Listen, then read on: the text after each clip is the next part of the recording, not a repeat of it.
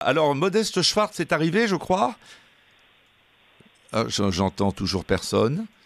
Oui, bonsoir. Ah, bonsoir. On a eu beaucoup de mal à vous joindre, cher ami, parce qu'on avait des problèmes avec votre numéro et on tombait sur des messages en serbe ou en croate ou en hongrois, on ne sait pas trop quoi. Oui, c'est en hongrois probablement. Il basculait le téléphone basculait l'appel sur un répondeur. Je ne sais pas pourquoi. Et ben voilà.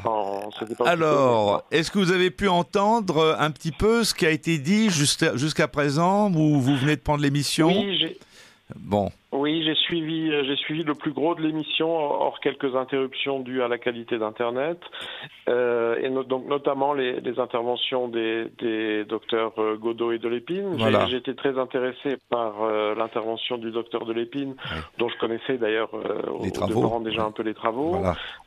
Concernant celle du docteur Godot, et avec tout le respect que je dois à sa compétence, que je ne remets absolument pas en cause, je suis un peu plus sceptique pour la simple raison que, non pas en réalité le contenu de ses propos, je suis convaincu que c'est un médecin biologiste qui a ses compétences dont moi je ne dispose pas et qui parle en connaissance de cause.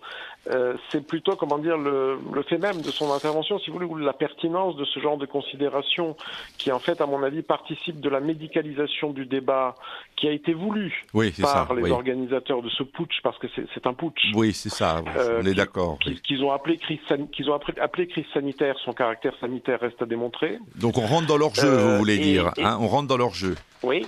Voilà, c'est ça. Oui, et là, vous voyez, moi j'ai un problème quand on parle de virulence, on parle de propagation, etc. Oui, mais attendez, là il y a quand même un point de méthodologie qui devrait être abordé, c'est que tous ces chiffres sont basés sur ce qu'on appelle des chiffres de cas, c'est-à-dire sur des relevés, une statistique très largement obtenue grâce à l'utilisation massive d'une technologie PCR. Alors je ne veux même pas entrer dans les détails, la controverse qui entoure cette technologie, ou plus exactement l'usage diagnostique de cette technologie.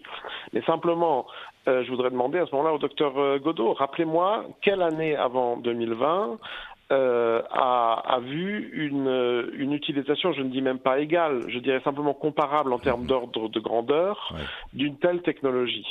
Bon, la réponse est évidemment aucune. Ça ne s'est jamais produit auparavant dans l'histoire, ce qui veut dire qu'en réalité, on n'a pas de point de référence. Ce qui veut dire qu'on est exactement dans la situation d'un médecin qui prend la tension d'un patient qu'il n'a jamais vu jusque-là dans sa vie. Et comme vous le savez, ça, même les profanes comme moi le savent, une tension artérielle en soi, mesurée une seule fois chez un seul patient, ça ne signifie strictement rien. C'est l'évolution de cette tension, comme celle du pouls d'ailleurs, etc. C'est la tendance qui compte. Bon. En l'occurrence, la tendance, on ne la connaît pas. C'est-à-dire que tous ces chiffres, aussi bien d'ailleurs rapportés aux populations, donc on nous dit, voilà, il y a tant de morts en Inde, oui, d'accord, et la population de l'Inde est de... Ah oui, donc en fait, c'est tout à fait négligeable. Et puis accessoirement, même rapporté à la population, et là, je renvoie aux très très bonnes analyses donc de ce statisticien qui anime la chaîne YouTube Décoder l'écho, qui est d'ailleurs un employé de l'INSEE, qui ne s'exprime pas en tant que tel, évidemment, il s'exprime en son nom propre. Vous pouvez rappeler le nom de cette... Une fois qu'on a... Rappelez aux auditeurs le nom de ces émissions, qu'ils puissent les écouter alors. Oui, c'est la chaîne YouTube Décoder l'écho, donc Décoder l'économie. Décoder l'écho, d'accord. Qu'il faut généralement chercher, parce que comme par hasard, elle est victime d'un shadow ban sur YouTube. Il y a des contenus que disons les propriétaires de YouTube ne voudraient pas que vous entendiez. Oui, c'est ça. Et c'est donc c'est un mathématicien qui est spécialisé en statistique, qui encore une fois travaille pour l'INSEE, quoique évidemment pas dans le cadre de ses exposés, de ses vidéos. Là, il s'exprime en son nom propre. Et qui a entre autres démontré qu'en France, mais le raisonnement est applicable à un très grand nombre de pays, en 2020, une fois qu'on a corrigé les résultats de l'évolution de l'âge moyen, puisque la France, comme l'Occident en général, était en situation de vieillissement accéléré, et en réalité, il n'y a pas eu de surmortalité. C'est vrai, c'est vrai. C'est juste dans son métier de ce que les statisticiens appellent un effet moisson. Tout à fait. Oui, les Suisses l'ont vu aussi, ça. Les Suisses l'ont vu également. Et à partir de là, le caractère sanitaire de cette crise, moi, me semble tout à fait contestable. Oui, il est en grande partie en trompe-l'œil. Oui. Voilà. Or, s'il n'y a pas de crise sanitaire, pourquoi donner constamment la parole à des médecins? Oui, mais parce qu'on est bien obligé quand même. C'est pas que ça m'intéresse. Pourquoi donner la parole à des médecins qui sont très liés aux thèses gouvernementales et d'empêcher de censurer tous les autres? Oui, mais là, c'était pas le cas du tout de François Godot. Non, bien sûr. Mais on les censure. Donc, quand je parle de médecins, il faut s'entendre. Hein. Oui. Il y a beaucoup de docteurs en biologie qui sont des gens très importants, très cultivés, très efficaces dans leur domaine. Mais ce ne sont pas des gens qui soignent. Moi, quand je parle de docteurs, c'est les docteurs qui soignent des gens. C'est ça, qui ont l'habitude, en particulier, de penser à la balance avantage-risque. C'est ça, oui. Tous nos épidémiologistes de salon et de plateau télé, ils ne pensent jamais en avantage-risque. Nous autres médecins qui traitons des gens, on sait très bien que quand on donne un traitement, il y a des complications. Quel que soit le traitement, même le meilleur des traitements donne des complications. Oui, mais les pourcentages, et donc là, tout notre métier consiste à dire sur ce malade, le risque de complication est tel, je sais que mon traitement donne tel type de complications, qu'est-ce qui vaut mieux, traitement ou pas traitement? Or, les épidémiologistes n'ont jamais raisonné comme ça. Ils ont raisonné, le Covid est la seule chose qui compte. Et d'après nos statistiques théoriques de simulation mathématique, on dit qu'il faut faire telle ou telle chose. Et c'est aberrant. Parce que les mesures que nous avons subies sont des mesures qui n'ont jamais été utilisées dans une épidémie dans le passé. Ou alors il faut remonter effectivement à Louis XIV, la peste à Marseille, qui a abouti à tuer la moitié de la population de Marseille et sans empêcher la maladie d'aller en Provence et en Italie. Donc cette crise n'a pas été médicalisée. Elle a pris un prétexte médical et elle a été traitée par des épidémiologiques et des politiques. Voilà. Et c'est même, la mèche a été vendue par Delfrécy récemment, en février, dans le Lancet Health. Il a écrit avec 4 autres membres du comité scientifique en disant que cette politique de confinement arrange et très sympathique pour les politiques. Oui, tout à fait. Il le dit lui, en disant nous ne savons pas si ça marche, l'air de dire ça n'a pas marché, il faut arrêter. Mais les politiques aiment bien. Oui, c'est ça, c'est ça. Alors justement, là, ça tombe bien parce que Modeste Schwartz, il faudrait que vous nous parliez un peu du Great Reset et de Klaus Schwab, parce que c'était pour ça que vous étiez là à l'antenne. Absolument. Est-ce que vous pouvez nous maintenant justement aborder cette question qui est très importante? Oui, je vais y venir immédiatement, et effectivement, j'entends bien ce que dit le docteur Delépine, il a tout à fait raison. On peut entrer dans les détails, on peut nuancer. Entre biologiser et médicaliser, effectivement, il y a une nuance de taille, c'est important. Maintenant, j'aurais quand même envie d'appliquer le rasoir d'Occam, Entia non sunt multiplicanda praeter necessitatem, vous le connaissez très certainement. Donc, moi, si vous voulez, le docteur Godot qui m'explique que les séquences, la ligne 680, 680, 685, etc. Pardonnez mon franc-parler, j'en ai rien à foutre. Mais oui, mais on sait, mais on peut l'instant. Nous parlons maintenant parlons de Klaus Schwab. Laissez le docteur Godot tranquille. Oui, parlons de Klaus Schwab. C'est un spécialiste. C'est vrai qu'il est traité, il va beaucoup dans les détails. Mais là, venons-en au fait, parce que là, c'est une crise politique, et c'est pas le docteur Godot qui est à l'origine de la crise politique. T'en s'en fous. Non, mais justement, il n'y a pas de politique dans les séquences. Vous voyez, dans les lignes de gènes. Et donc, il y a une réaction que j'ai aussi entendue, une réaction d'auditeurs qui montre bien que malheureusement, en dépit de la liberté de pensée qui caractérise Radio Courtoisie en général et son auditoire, il y a de toute évidence aussi parmi vos auditeurs des victimes de cette propagande de la peur. Donc la première chose à faire, Donc la première chose à faire, c'est de dire que le roi est nu, c'est dire qu'il n'y a pas de crise sanitaire. Il y a une crise, mais elle n'est pas sanitaire, c'est une crise politique, et elle est voulue comme telle, et elle est avancée avec un prétexte sanitaire. Et donc plus on parle de médecine, de virus, d'épidémie, etc., plus on apporte d'eau à ce moulin-là. Mais oui, on a compris, vous l'avez dit plusieurs fois. Bon, mais parlez-nous maintenant de Klaus Schwab, parce que c'est de Klaus Schwab que nous avons peur. Nous, on n'a pas peur du virus, on s'en fiche complètement du virus. C'est de Klaus Schwab et de son grand projet. C'est ça qui nous inquiète. Alors vous avez publié ce livre, Le magicien de Davos, c'est très intéressant. Vous avez fait un podcast excellent sur Internet. Il faut en livrer quelques éléments à nos éditeurs, parce que sans ça, on va arriver à la fin de l'émission et on n'en aura pas parlé. Tout à fait. Donc, ma maison d'édition, enfin c'est la maison qui me publie, hein, j'en suis pas propriétaire ou ni même un employé, a compris l'importance de cette question et a mis cette année l'accent sur donc le programme de Schwab, le Great Reset, sa personnalité, ses écrits, à tel point que non pas un livre, mais 2 livres sont parus ce printemps. L'un que j'ai signé qui s'intitule Le magicien de Davos, et l'autre dû à Eric Verreg, du Courrier des stratèges, qui s'intitule The Great Reset. Bon.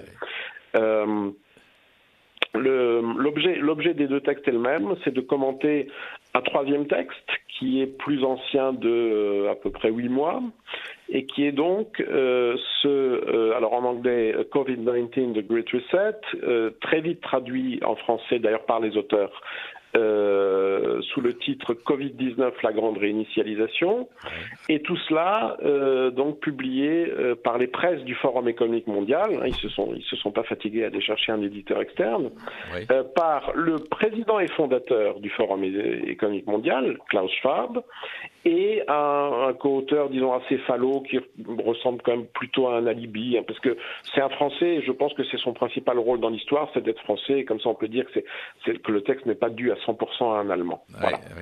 Et qui est un certain Thierry Malray, qui a passé le plus gros de son existence dans la banque, et qui lors d'un très bref passage, disons, à proximité de la politique, avait été très vite classé comme rocardien, qui, je pense, aidera assez facilement vos auditeurs à le situer sur la carte de l'abject. Voilà. Oui. Il y avait la carte du temps. Voilà. Et alors, ce qui est très intéressant, c'est que là, on parlait, voilà, du professeur Delfraissy et donc de tous ces comités scientifiques qui sont censés, c'est en effet le saint-simonisme en action, hein, c'est le gouvernement de la science. Voilà. Et alors bon, ce qui est terrible, c'est que ils ont l'air dans les divers pays, hein, avec Fauci là-bas, Delfraissy ici, et ils ont l'air totalement inutiles puisque c'était la charnière de juin et de juillet 2020, le moment de la publication du texte de Schwab, et ce texte contient, mais parfois au détail près, à peu près tout ce qui nous est arrivé depuis, à l'automne 2020, à l'hiver 2020-2021, et puis maintenant au printemps 2021, en se présentant, si vous voulez, stylistiquement, en essayant d'avoir les allures, le style d'un texte de prospective. Le problème, c'est que quiconque dans sa vie a lu 10 pages d'une véritable littérature de prospective se rend tout de suite compte que c'est pas ça, puisque à ce moment-là, il faudrait qu'il y ait des scénarios alternatifs, qu'il y ait des pesées, des probabilités, etc. Ils perdent pas, si vous voulez, ils perdent pas une page entière à ça. C'est tout simplement de la prophétie. Et les mauvaises langues ajouteraient assez vite de la prophétie autoréalisatrice, puisque quand on connaît l'influence du Forum économique mondial, l'influence de Davos, avant tout dans le monde occidental, on comprend que les prophéties de M. Schwab ont peut-être tendance à être interprétées par beaucoup de gouvernements, on va dire, affidés, comme des ordres. Oui, c'est ça. Et du coup, alors là déjà, on dérape dans le conspirationnisme le plus effréné. Mais même sans interpréter, vous voyez, tout simplement, quand on voit tout simplement l'exactitude de ces prophéties, on se dit, dans ce cas, est-ce qu'on pourrait pas faire des exemples, parce que tous ces comités scientifiques, hein, c'est des dizaines de personnes comme ça dans une trentaine de pays, tous avec des salaires de très hauts fonctionnaires, etc. Est-ce qu'on pourrait pas faire quelques économies et puis demander directement appelons ça des avis, hein, à messieurs Schwab et Malray, qui ont l'air de connaître beaucoup mieux. Alors non seulement que c'est Delfraissy, Fauci, etc., qui, du fait de conflits d'intérêts, on peut toujours se demander exactement quelle est la sincérité de leurs propos, mais même disons des autorités beaucoup plus respectables de ces domaines, comme Didier Raoult, Khalid Bagdi, Stadler, Ioannidis, que les gouvernements n'ont jamais voulu écouter. On aimerait bien savoir pourquoi, et préférant de toute évidence s'en fier donc à la prophétie révélée et authentique de Klaus Schwab. Oui. Et alors Neil Ferguson, là-dedans, quels sont ses liens avec le Forum économique de Davos? Il est lié à eux également? Neil Ferguson, vous savez, le stagiaire. Oui. Ah oui, Oui, dont les prophéties ne se sont. Oui, alors c'est un prophète à plus petit pied, vous voyez, que Schwab. Excusez-moi, Ferguson c'est quand même le prophète officiel de l'OMS, dont le principal contributeur est Bill Gates. D'autre part, voilà, de l'Imperial College reçoit des fonds directement de Bill Gates. Donc tout à fait. Les liens d'intérêt, ils sont directs. Voilà, c'est ce que j'allais dire. Et puis surtout, chez Ferguson, c'est un métier, c'est-à-dire au moment où c'est un peu comme Schwab, Schwab qui réussit, si vous voulez, le coup de maître, le grand coup de sa vie à 82 ans. Ferguson, c'est un peu il est moins vieux, mais c'est un peu pareil. Au moment où Ferguson donc réussit son grand coup du printemps 2020, c'est-à-dire la énième prophétie totalement fantaisiste, ça n'a absolument pas été confirmé. Pour que ce soit exact, il aurait fallu qu'il y ait à peu près 70 000 morts de plus en Suède. Là, je projette uniquement à la Suède. Ces projections, on les a jamais trouvées, alors que vous savez bien que la Suède n'a appliqué aucun de ces rituels magico-prophylactiques là. Voilà. Et au moment où il fait ça, donc au printemps 2020, il en est à... Alors, j'ai pas compté le nombre de tentatives, mais enfin, ça fait 15 ans, si vous voulez, que, en gros, à peu près tous les 2 ou 3 ans, il tente un coup. Alors, il s'était un peu approché du but, vous voyez, avec le H1N1, avec effectivement aussi ensuite le pushing vaccinal et les conséquences assez néfastes, notamment en Scandinavie, notamment en Suède. Et ça vous livre peut-être aussi une clé de compréhension du cas suédois. Vous voyez, pourquoi est-ce que le gouvernement suédois s'est montré un peu rénitent, vous voyez, face appelons-les aux prophéties, aux recommandations du bon docteur Schwab, qui n'est pas docteur en médecine, il est docteur en management. D'ailleurs, c'est intéressant, le management comme bon. Voilà. Peut-être simplement parce que le Ven, donc le Premier ministre suédois, sait très bien que vu l'impact, si vous voulez, culturel, médiatique en Suède de ces narcolepsies, notamment ce qui a le plus frappé l'opinion, c'est les narcolepsies chez des adolescents. D'une part parce que, comme d'habitude, pourquoi vacciner des adolescents, et puis accessoirement parce que c'est pas mortel, mais du coup c'est des gens qui vont passer le restant de leur vie avec ce handicap. C'est un véritable handicap, ils peuvent pas conduire de véhicule. Ils tombent de sommeil, je sais. Voilà, donc ça a beaucoup marqué l'opinion suédoise, et donc je pense que Le Ven et en général les gouvernants suédois savaient que ce pushing pharmaceutique en Suède ne marcherait pas. Et donc ils se sont dit, pourquoi sacrifier notre carrière, parce que vous voyez, fusiller entre 10 et 20% du PIB comme ça sous prétexte de grippe, et pour les hommes politiques, généralement ça mène on va dire à la retraite anticipée dans le meilleur des cas. Donc ils se sont dit, pourquoi fusiller notre carrière pour en plus un pushing pharmaceutique qui chez nous ne fonctionnera pas. À mon avis, c'est comme ça que ça s'est passé. Voilà. Et donc, pour revenir au bon docteur Ferguson, donc Neil Ferguson de l'Imperial College de Londres, le H1N1 n'était ni son coup d'essai, ni son dernier coup avant le Covid. Il en a fait et avant et après des tentatives intermédiaires qui généralement ont fait un flop. Et là aussi, si vous voulez, j'aurais une interprétation, j'aurais une explication, qui est qu'en fait, comme le remarquait très bien le docteur Delépine, le docteur Ferguson est, si vous voulez, un homme de la galaxie Gates. Et ce qui probablement explique que ces tentatives successives n'aient pas été couronnées de succès jusqu'à 2020, jusqu'au Covid, c'est que, à mon avis, la recette de succès du putsch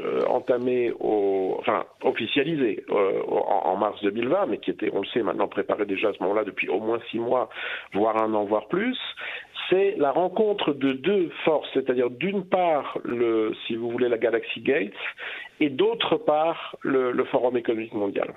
Et là, à mon avis, on n'est fondamentalement pas sur les mêmes agendas à l'origine, mais ce sont 2 agendas qui ont fini par se rejoindre.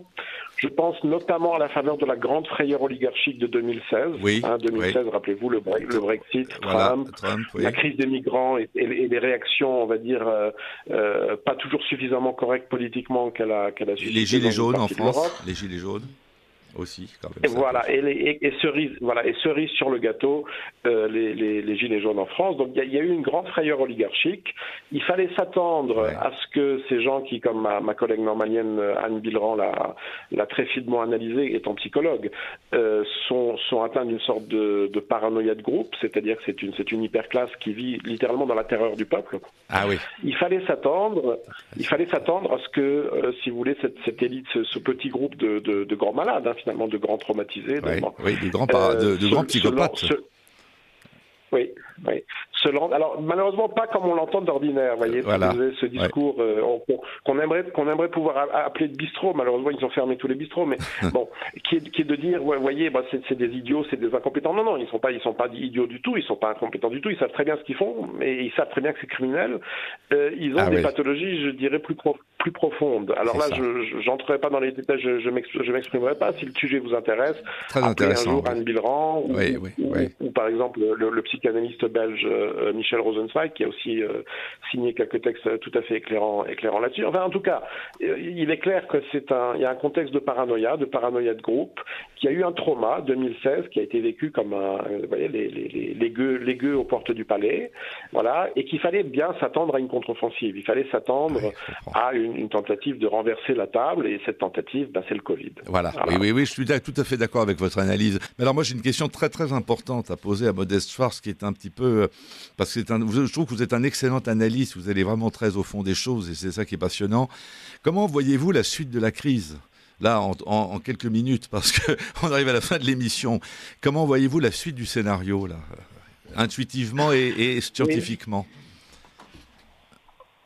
Je dois dire que les commentaires qui ont été produits, aussi bien le mien que celui d'Éric Vec, qui est un peu plus précoce, c'est une question intéressante. Quel est le bon moment, si vous voulez, pour faire le point, pour produire une synthèse, vous voyez ?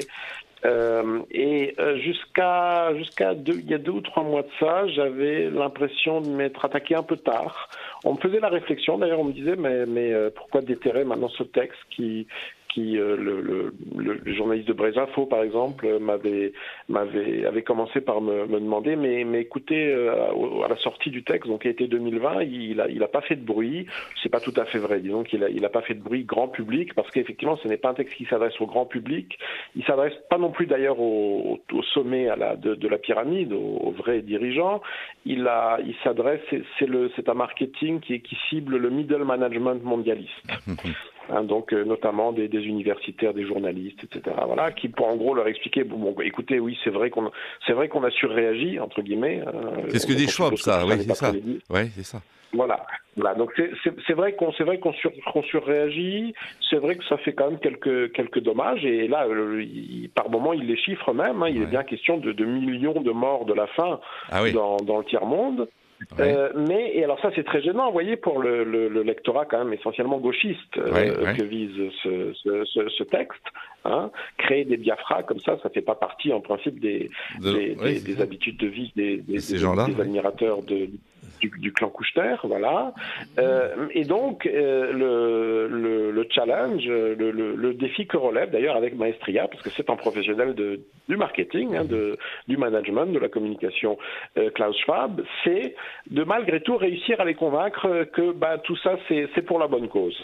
C'est un mal pour un bien, parce que ça va permettre de créer, comme il le dit, c'est obsessif, ça revient des dizaines de fois, un monde plus vert et plus inclusif. Voilà. Et là effectivement, vous voyez, l'intervenant précédent va être ravi. Effectivement, on en revient à la religion des Khmers verts, qui effectivement, je partage son opinion, même si je ne me suis pas exprimé là-dessus dans mon ouvrage parce que c'est pas le sujet, mais je pense aussi qu'effectivement il y a une filiation idéatique cathare extrêmement manichéenne, extrêmement nette et d'ailleurs une espèce de panthéisme, y compris dans le livre de Klaus Schwab. Et là en revanche, j'en parle, je consacre un chapitre à la religion de Schwab, une espèce de religion des forêts, d'une Gaïa, vous voyez, d'une terre personnifiée. Enfin, c'est assez effrayant. Hein. Il y a toute évidence, il y a un arrière-fond ésotérique, discret, on va dire, dans ce texte-là, mais de toute évidence bel et bien existant. Et alors j'en profite quand même, je profite de la présence du docteur Delépine, dont j'ai bien suivi l'exposé sur Israël, la Grande-Bretagne, etc., pour lui signaler qu'il y a un pays de l'UE qui confirme tout à fait ce schéma, si vous voulez, dont les chiffres que moi je suis de très près depuis 1 an sont tout à fait en concordance avec ce qu'il expliquait, qui est la Hongrie. Hein, donc record de picouse à l'heure actuelle dans l'Union européenne, plus de 40%, je crois aujourd'hui 42% d'injectés en première injection, et qui a là aussi donc doublement de la mortalité naturelle. Moi je regarde toujours la mortalité naturelle, parce qu'ensuite comment est-ce qu'on classifie en mortalité Covid, mortalité ceci, cela, etc. Mais il y a effectivement là aussi une explosion de la mortalité naturelle à partir du moment où les injections se sont multipliées. Donc un peu plus tard. Alors Modeste, il faut que je vous interrompe parce que le technicien me dit que nous avons épuisé notre temps de parole. On arrive à la fin de l'émission. Je voulais vous remercier infiniment de votre analyse très pertinente. On espère vous faire réintervenir ultérieurement. Je pense faire une émission en mois de juin sur le référendum en Suisse. Donc si avec Slobodan Despot vous êtes libre, voilà, avec plaisir. Très volontiers.